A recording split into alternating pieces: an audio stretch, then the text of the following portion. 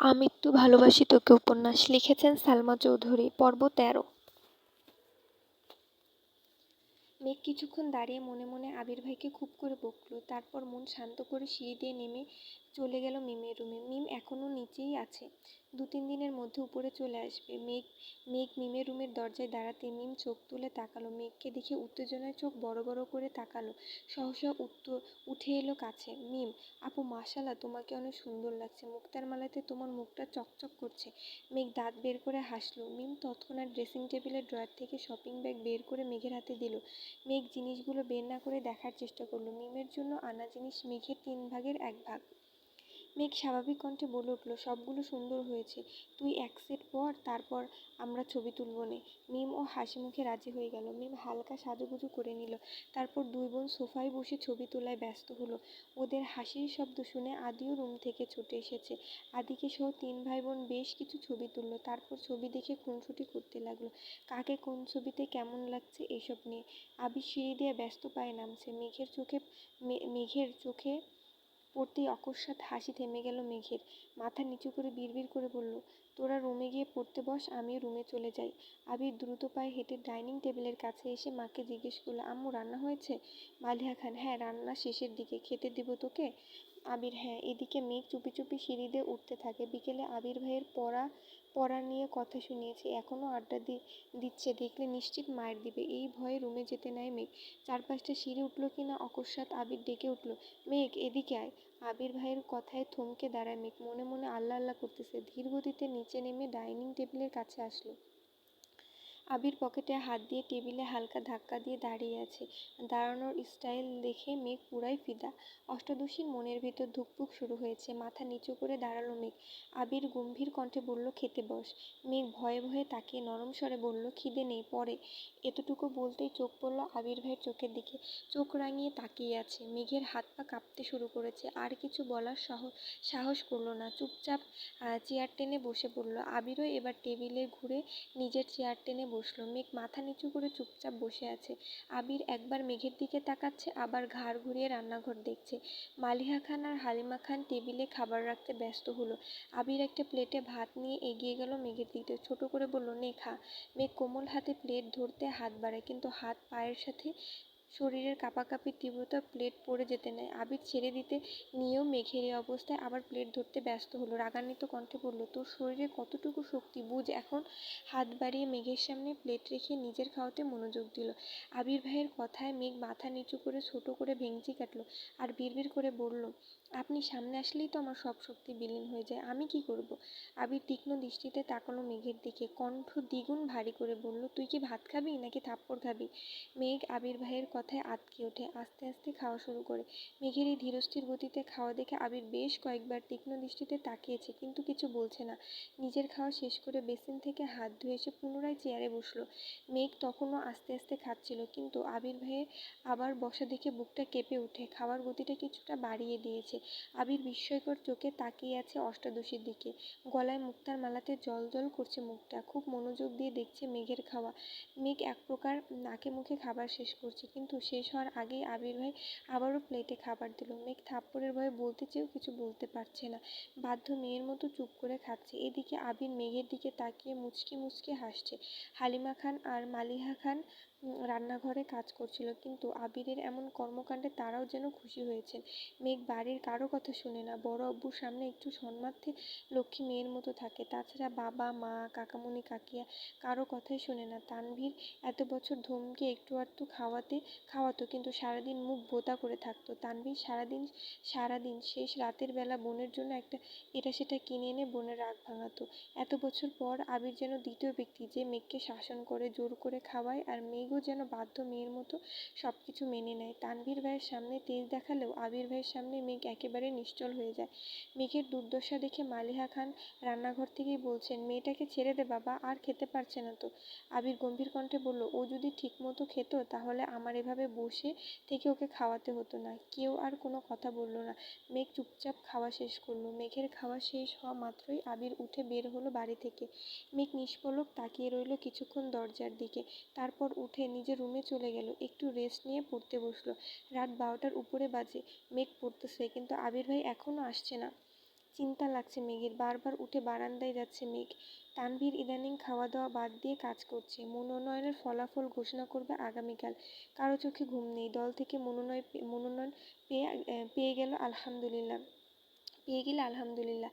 তারপর প্রচারণা চালাতে হবে। তারা কোনোভাবেই আজ রাতে তানভীরকে ছাড়ছিল না। গোপন মিটিং চলছে এমপির বাড়িতে। রাজনৈতিক মিটিং মিছিল থেকে ভাইকে আনতে বাধ্য হয়ে আবিরকেই যেতে হলো। এমপির বাড়ির হলরুমে মিটিং চলছিল। আবির এমপির বাড়ির সামনে বাইক থামিয়ে হলরুমের দিকে যেতেই পথ আটকে দাঁড়ায় এমপির মেয়ে। আবির চোখ গোল গোল করে তাকালো মেয়ের দিকে। রাশভারী কণ্ঠে বলল, পথ আটকে দাঁড়িয়েছেন কেন? মেয়ে হাসি মুখে উত্তর দিল, আপনাকে আমার অনেক ভালো লাগে ভাইয়া, প্লিজ আপনার নাম্বারটা দিবেন? আবির কণ্ঠ দ্বিগুণ ভারী করলো, বলল, আপনাকে তানভীর বলেনি আমি একজনকে ভালোবাসি? মেয়ে এই কথায় পাত্তা দিল না। হাসতে হাসতে উত্তর দিল, আমি তো তানভীর ভাইয়ের কথা বিশ্বাস করিনি, উনি আমার সাথে মজা করেছেন। আবির গম্ভীর কণ্ঠে বলল, তানভীর সত্যি কথা বলেছে। মেয়ে এমনভাবে হাসছে যেন মনে হচ্ছে আবির যোগ বলছে। আবির এবার দীর্ঘশ্বাস ফেলে রাগান্বিত কণ্ঠে বলল, শুনো মেয়ে, আমি আবির অন্য কারো মালিকানায় বন্দি। আমার জীবনের অস্তিত্ব জুড়ে শুধু তার রাজত্ব চলে। এমপির মেয়ে অবিশ্বাস্য চোখে তাকালো আবিরের দিকে। কোমল কণ্ঠে বলল, আপনি সত্যি সত্যি কাউকে পছন্দ করেন? আবির সহসা বলে উঠল, সে আমার পছন্দ বা ভালো লাগা নয়, সে আমার ভালোবাসা। আমি আমৃত্যু ভালোবাসবো তাকে। মেয়েটার চোখ টলমল করছে। এটা দেখে আবির এবার বিরক্তি নিয়ে বলল, শুনো, আমি শুধুই তোমার মোহ। দুদিন পর সব মোহ কেটে যাবে।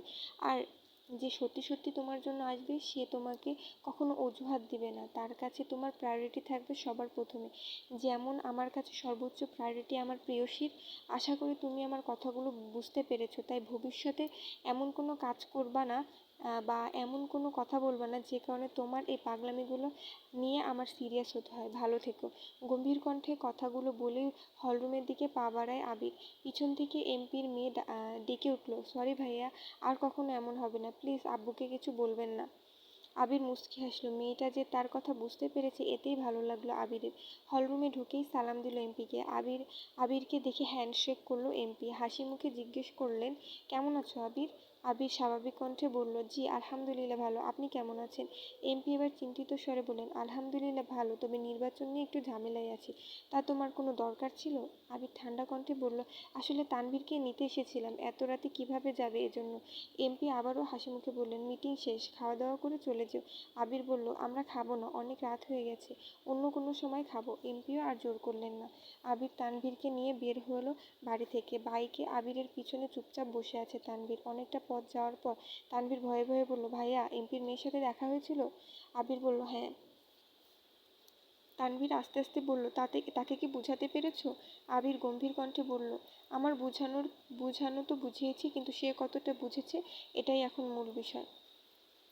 তানভীর এবার অভিযোগের স্বরে বলল, আমি কি করব বলো ভাইয়া? কোনো দরকারে এমপির সাথে দেখা করা, গুরুত্বপূর্ণ মিটিং, সব কিছু এমপির বাড়িতেই হয়। আমার দেখা যায় প্রতিদিন অন্ততপক্ষে 2-1 বার এমপির বাড়িতে আসতেই হয়। আর এই মেয়ে যেন বসেই থাকে, কখন আমি আসবো, দেখলেই ছুটে আসে, তোমার কথা জিজ্ঞেস করে শুধু। আমি কতবার বলেছি তুমি একজনকে পছন্দ করো, বিয়ে ঠিক। মেয়ে কোনো কথাই পাত্তা দেয় না। আমি এড়িয়ে গেলেও মেয়ের পথ আটকে দাঁড়ায়। এমপির চোখে এটা পড়লে তো আমাকে কালারিং বানাবে, ভাববে মেয়ের সাথে আমার কিছু চলে, তখন তো ঝামেলায় আমি ফাঁসবো। তাই তোমাকে বলেছি। একদমই কথাগুলো বলল তানভীর। আবির স্বাভাবিক কণ্ঠে বলল, সমস্যা নাই, মেয়ে আশা করি আর কিছু বলবে না তোকে, তুই তোর কাজে মনোযোগ দিস। এর মধ্যে বাসায় চলে আসছে দুজন।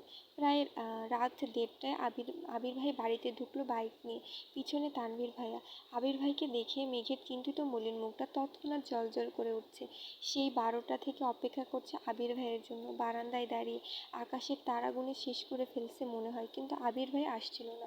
মেঘ দীর্ঘশ্বাস ফেলে প্রফুল্ল মেজাজে দেখতে লাগলো আবির ভাইকে। বাসায় ঢোকার আগ পর্যন্ত যতটা দেখা যাচ্ছিল, তারপর চুপচাপ শুয়ে ঘুমিয়ে পড়ল। সকালে আবির রুম থেকে বের হয়ে করিডোর থেকে নিচে তাকালো। ডাইনিং টেবিলে মেঘ নেই। এত রাত করে ঘুমানোর জন্য মেঘ সকালে ঘুম থেকে উঠতে পারেনি। আবির মেঘের দরজায় টোকা দিল। 2বার শব্দ হতে ঘুমের মধ্যে টলতে টলতে এসে দরজা খুলে দিল মেঘ। হাত দিয়ে চোখ কচলাতে কচলাতে তাকালো। সহসা অক্ষিযুগল বিপুল হলো মেঘের। আবির বিমোহিত লোচনে চেয়ে আছে অষ্টাদশীর মুখের পানে। সদ্য ফুটে ওঠা পদ্ম ফুলের ন্যায় সুন্দর লাগছে মেঘকে। খুব করে চাইছে দৃষ্টিতে সরাতে কিন্তু পারছে না। আবির ভাইকে দেখে মেঘের বুকের ভেতর সেই টিপ টিপ আওয়াজ স্পষ্ট বোঝা যাচ্ছে। মেঘ মুখ ফসকে ডেকে উঠল, আবির ভাই। তৎক্ষণাৎ ঘোর কাটল আবিরের, কিছুটা নড়ে চড়ে উঠল। আবির ঠান্ডা কণ্ঠে শুধালো, এত রাতে বেলকনিতে দাঁড়িয়েছিলি কেন? আবির ভাইয়ের প্রশ্ন শুনে আঁতকে ওঠে মেঘ। অকস্মাৎ চিরচেনা গতরের কাঁপাকাঁপি তীব্র হয়ে ওঠে। বুকের ভেতরে হাঁসফাঁস শুরু হয়েছে। হৃৎস্পন্দন অনেক বেশি জোরালো হলো। চিবুক নামিয়ে চাপা কণ্ঠে বলল, রাতে ঘুম ভেঙে গেছিল। আবির ভ্রু কুঁচকে তাকালো। সহসা গম্ভীর কণ্ঠে বলে উঠল, ঘুম ভেঙেছিল নাকি ঘুমাতেই যাসনি? সত্যি করে বল। আবির ভাইয়ের সামনে দাঁড়িয়ে মিথ্যা বলার সাহস অষ্টাদশীর এখনো হয়নি। ভয়ে ভয়ে বলল, ঘুম আসছিল না। আবির এবার ভ্রু নাচিয়ে শুধালো, কেন? মেঘ আর কিছু বলতে পারছে না। মনে হচ্ছে কথা আটকে আসছে গলায়। কোনো আওয়াজ বের হচ্ছে না মুখ থেকে। আবির শ্বাস ছেড়ে ভারী স্বরে বলল, ঠিক কী হলো?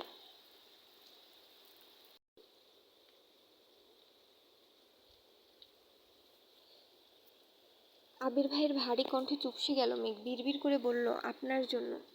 আবির তীক্ষ্ণ দৃষ্টিতে তাকায়। কয়েক মুহূর্ত নীরব থেকে কণ্ঠ তিনগুণ ভারী করে বলল, কেন মেতেছিস ধ্বংসের খেলায়? মেঘ, কখনো অনিশ্চিত ভবিষ্যতের পিছনে ছুটবি না। নিজের লক্ষ্য স্থির না করলে জীবনে কখনো সফল হতে পারবি না। আগের পর্বগুলো পেতে ডেসক্রিপশন বক্স চেক করুন এবং কমেন্ট বক্স চেক করুন।